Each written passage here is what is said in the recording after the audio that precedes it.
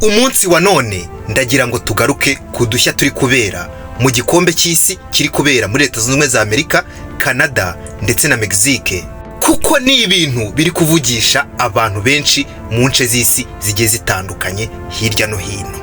Harimo uduhigo tutagiye tugaragara na mbere, aho uri gusanga abantu bose barimo baribaza bati ibi ni ibiki birimo kuba. Reka mpere ku bigendanye na tekinoloji turebe umupira baro ziri gukoreshwa muri iki gikombe cy'isi. Ikintu cya mbere ngiye guheraho nihuse cyane ni baro ziri gukoreshwa mu gikombe cy'isi cya 2026. Ubundi nta wari uzi ko football yagera kuri uru rwego, aho usanga baro cyangwa se imipira bari gukinisha ugasanga baro izi buri mukinnyi wese witabiriye iki gikombe cy'isi cya 2026. Ahangaha rero uti byagenze bite? Iki gikombe cy'isi kirimo gukoreshwamo AI ndetse na tekinoloji ihambaye cyane mu buryo bw'imisifurire, kugeza ubwo bafashe baro zo gukinisha bazajya bakoresha muri iki gikombe cy'isi bazishyiramo sensors, ku buryo buri mukinnyi wese uyikozeho imenya ngo uyu ninde uyikozeho, ayikozeho ari hehe. Ariko ubwo cyane cyane bashakaga kureba gufasha arbitre mu buryo bw'imisifurire, cyane cyane mu ma offside, aho iyi baro niyo waba uri imbereho uyikozeho uri imbere y'umukinnyi adversaire umuri imbereho santimetero 10 zonyine, irabimenya igahita itanga signal, abari gukontorora bari inyuma y'ikibuga bagahita bamenya yuko ari offside. Iyi baro yitwa Adidas Trionda, yakorewe mu ruganda rwa Adidas. Ukamenya ngo kandi iyo tri ihagarariye ibihugu bitatu byahostinze iki gikombe cya 2026 aricyo USA, Canada na Mexico. Nunitegereza neza urasanga izi baro ziri gukoreshwa zifite amabara neza asa n'iyibi bihugu bitatu byahostinze. Izi baro kandi barazicaginga mbere ya buri match. Izi baro bazishyiramo umuriro kugira ngo ize kubasha gukora neza yohereza amasinyare, kuko nakubwiye ngo buri muvoma iyi baro ikoze, buri mukinnyi uyikozeho byose irabibara, byose sinyare irazohereza. Iyi baro ntago isanzwe. Iyi baro kandi ikoze mu buryo nubwo ifite iyo tekinoloji yose, kuyikoresha bayikina ntago biyihungabanya, nta n'ikintu igabanyukaho cyangwa se wenda ngo iteze ibibazo ibimeze nka baro zindi zose zisanzwe. Ubundi abakinnyi bakigera muri Leta Zunze Ubumwe za Amerika barabanje barabasikana mu buryo bwa tekinoloji kugira ngo bazabashe kubasigarana muri systeme uko ari 248 y'amakipe cyangwa se ibihugu 48. Ibi rero bikoroha mu gihe kwa kundi nyine baro nayo ibikoze muri iyo systeme, niyo mpamvu uyikozeho wese ihita imenya uwariwe. Urumva ko rero cyane cyane mu bigendanye na oruje, mu bigendanye na offside, nta hantu iyi baro wayicikira ibikubona neza cyane. Agashya ka kabiri nako umukinnyi wa USA rutahizamu wabo wahawe red card mu mukino, hanyuma nyuma umukino warangiye red card igateshwa agaciro. Ubundi ibi bintu ntago byigeze bibaho, ibi bintu ntago bisanzwe. Uyu mukinnyi w'umwataka Florian Balogun muramuzi cyane, yigeze gukinira Arsenal, hanyuma muri 2023 bamutiza ni muri AS Monaco, hanyuma biza kurangira aguzwe na AS Monaco, ariko n'ubundi aturuka mu gihugu cya Leta Zunze Ubumwe za Amerika. Uyu mukinnyi rero yahawe ikarita itukura ubwo yarakoreye ikosa akandagiye umukinnyi wa Bosnia kuri match Leta Zunze Ubumwe za Amerika yakinaga na Bosnia. Arbitre arabyirengagiza, ariko nyuma VAR iza guhamagara, bagiye kuri VAR koko babona ikosa rirakomeye, bamukubita red card iri direct. Ubwo bivuze ko umukino wo gushaka tike ya 1/4 USA yari buzakine n'Ububirigi ko atari kuwubonekamo. Ariko ibyo ngibyo President Trump yahise yandikira Perezida wa FIFA Gianni Infantino avuga ko ririya kosa ritagakwiye kuba rihabwa ikarita y'umutuku, hanyuma babijyamo neza. Perezida wa FIFA yemeza ko ikarita isubitswe, iyo red card isubitswe, bivuze ko match USA izakinana n'Ububirigi ko iyo match uwo mukinnyi azayibonekamo, cyane ko ari nawe USA igenderaho, afite ibitego 3, niwe nkingi ya mwamba USA igenderaho.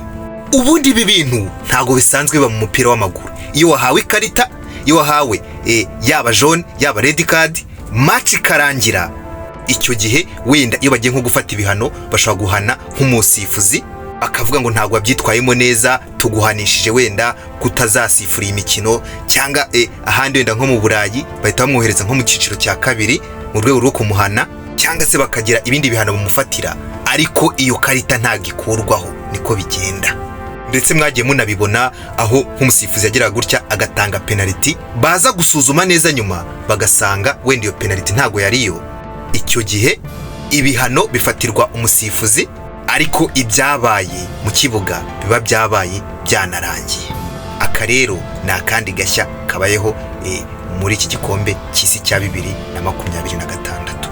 Akandi gashya kabaye, ubundi ubusanzwe igikombe cy'isi cyitabirwaga n'amakipe 32, ariko uyu mwaka cyitabiriwe n'amakipe 48 mu rwego rwo kugira ngo bakomeze batanga amahirwe no ku bindi bihugu. Urumva ko igikombe cy'isi cyaragutse cyane, kizamo n'amakipe menshi.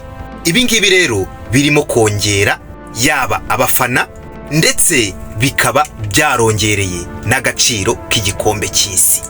Iki gikombe cy'isi kandi aka ni akandi gahigo, aho Mexique noneho ariyo iri imbere mu kugurisha jezi, aho bamaze kugurisha jezi miliyoni 6, kandi ubwo imibare irakiyongera. Ubwo kandi ibaze ko Mexico nta gikombe cy'isi na kimwe mu mateka yigeze igira, ariko urwego iri kugurishaho jezi ni urwego ruhambaye cyane. Aka gahigo kari gafitwe na Argentine, nayo yagakuyeho ikipe y'igihugu y'Ubudage. Agashya kandi gakomeye cyane ni ak'abakinnyi 3 bamaze gukina ibikombe by'isi 6 bikurikiranya. Ibi bintu ntibisanzwe. Buriya koko reka bajye bagereranya Cristiano Ronaldo na Messi, koko n'abanyabigwi gukina ibikombe 6 by'isi. Kandi buriya ubaze urasanga buriya igikombe cy'isi gikinwa rimwe mu myaka 4. Ngaho nawe hita wibaza ibikombe 6 bikurikiranye imyaka baba bamaze gukina. Aba bagabo ntago basanzwe koko.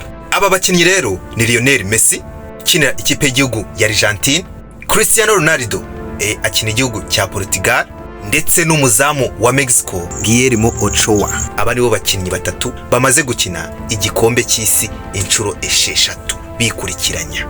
Lionel Messi kandi ni ufite ibitego byinshi mu bikombe by'isi byose. Ubwo dufashe ibikombe by'isi byose byabaye, Lionel Messi kugeza ubu ngubu arayoboye mu bitego byinshi. Akandi gahigo kadasanzwe kari muri iki gikombe cy'isi ni uburyo ba arbitre bari gusifura iyi mikino bari kuba nabo ubwabo bambaye kamera zigenda zifata amashusho ari imbere yabo. Izi kamera nazo bari kuzifashisha, hari aho zirimo zigenda zigaragaza ibintu neza biri kubera mu kibuga. Iba yambawe na arbitre mu gatuza. Mbese zimeze nka zimwe abapolisi bo mu muhanda bajya bambara, ku buryo ibyo muganira byose izi kamera ziba zibirikodinga, yaba amajwi ndetse n'amashusho. Zirafasha cyane zino kamera. Ejo bundi ahangaha nigiriye ahantu abapolisi barampagaritse, nibwo naje kumenya ko izi kamera nabo bazikoresha. Ni muri ubu buryo rero n'aba basifuzi baba bazifite kugira ngo uburyo bw'amashusho, uburyo bw'amajwi nazo zize kwifashishwa mu gihe bibaye ngombwa. Cyane ko mwarabibonye iki gikombe cy'isi kiravuguruye cyane, ku buryo hari n'itegeko bashyizeho ko nk'umukinnyi iyo agerageje kuvugisha undi avugisha adversaire muri bwa buryo wenda hari ukuntu bavugana bashyizeho ikiganza kugira ngo hatagira undi muntu byumva, cyangwa se kugira ngo amajwi amugereho neza. Ibi barabibuzanyije, bahita baguha ikarita y'umutuku byihuse, kubera ko byagaragaye ko hari abantu bagendaga bakoresha ubu buryo bakavugana, ariko harimo ibintu byo gucyocyorana ndetse akivangamo n'ibintu by'irondaruhu bya rasizme. Iyi communication rero yaraciwe, keretse uri kuvugana na mugenzi wawe muhuje equipe, ariko nta mpamvu zo kujya kuvugana n'undi mukinnyi muri ubu buryo. Ubu rero ni uburyo bwo kugira ngo ikibuga cyose, buri nguni yose babe bayikontorora ibibera mu kibuga byose. Akandi gashya kugeza ubu ni uburyo ikipe y'igihugu ya Brazil ivuyemo itageze muri 1/4. Impamvu rero ibingibi bibaye agashya nuko Brazil yari imwe mu makipe ahabwa amahirwe ku rwego rukomeye yo kuba yatwara iki gikombe, ndetse nta nubwo byari byitezwe ko yakurwamo n'ikipe nka Norvège. Nubwo bwose mu mikino ishize uko ari 5 ntago Brazil yabashije gutsinda Norvège, ariko kuri iyi nshuro twabonaga Brazil ari ikipe ikomeye ihabwa amahirwe yo gukomeza. Ibi rero byatewe n'amakosa 5 yakozwe n'abakinnyi ba Brazil ndetse n'umutoza. Irya mbere ni ugusha penalty bari babonye mu minota ya mbere. Iyi penalty iyo bayitsinda yari guhita ibashyira mu mukino neza cyane. Bruno Guimaraes ni umukinnyi usanzwe ukinira Newcastle United mu Bwongereza, ayitera mu maboko y'umunyezamu, umunyezamu ayikuramo. Ubundi iyi penalty yari guhita iyo yinjira yari guhita ibashyira mu mukino neza. Ikosa rya kabiri ni ugupanga ikipe nabi, aho bafashe Gabriel Martinelli bakamukinisha hagati mu kibuga, kandi ubundi asanzwe akina ku ruhande rw'ibumoso. Ngira ngo murabizi no muri Arsenal mu Bwongereza Martinelli asanzwe akina ku ruhande rw'ibumoso. Kumufata rero ukamukinisha hagati, uhita umenya ko ubwo ngubwo byahise bituma hagati abura control, kandi burya hagati yo hapfuye ntago imipira yageraga imbere ngo babashe gutsinda. Ikosa rya gatatu ni Vinicius Junior wakinaga ku ruhande rw'ibumoso imbere, aho yatakaje imipira myinshi mu buryo budasanzwe, ibintu bitajya bimubaho no muri club akinamo ya Real Madrid muri Espagne. Ikosa rya kane ni ukunanirwa kumarika, ni iryakozwe n'umudefanseri Gabriel Magalhaes wananiwe kumarika rutahizamu ukomeye cyane nka Haaland.